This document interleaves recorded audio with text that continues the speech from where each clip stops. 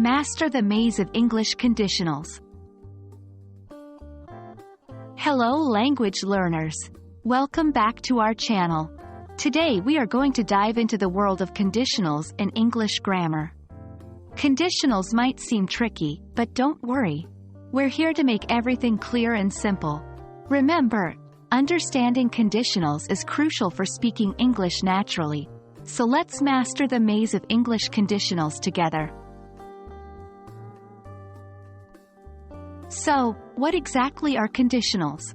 They are sentences with two clauses, an if clause and a main clause, that express hypothetical situations and their possible outcomes. Think of them like the programming of the English language. When certain conditions are met, certain results follow. It's all about cause and effect. The zero conditional is used to describe things that are always true, such as scientific facts. It's formed by using the simple present tense in both the if clause and the mon clause. For example, if you heat ice, it melts.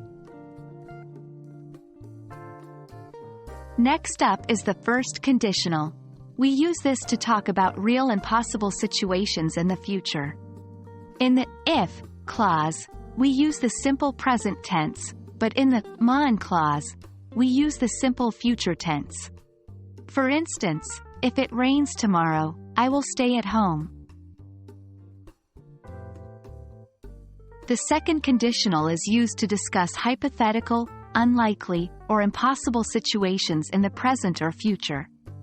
In the if clause, we use the simple past tense, and in the mon clause, we use would plus base verb. Here's an example. If I won the lottery, I would buy a house. Finally, we come to the third conditional. This conditional is used to talk about imaginary or hypothetical situations in the past, often expressing regret. In the if clause, we use the past perfect tense, and in the mon clause, we use would have plus past participle. For example, if I had studied harder, I would have passed the exam.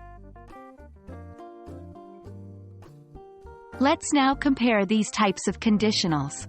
Remember, the zero conditional is for always true situations, the first conditional for real and possible future situations, the second conditional for hypothetical present or future situations, and the third conditional for hypothetical past situations. As you see, each type of conditional has a specific function and usage in English. Understanding them will allow you to express a broad range of meanings. And that's a wrap.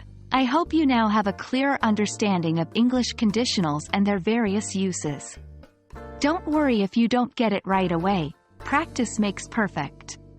Keep revising and using them in your daily conversations. Remember, learning English is a journey, and every step, no matter how small, counts. Keep practicing, and see you in our next video.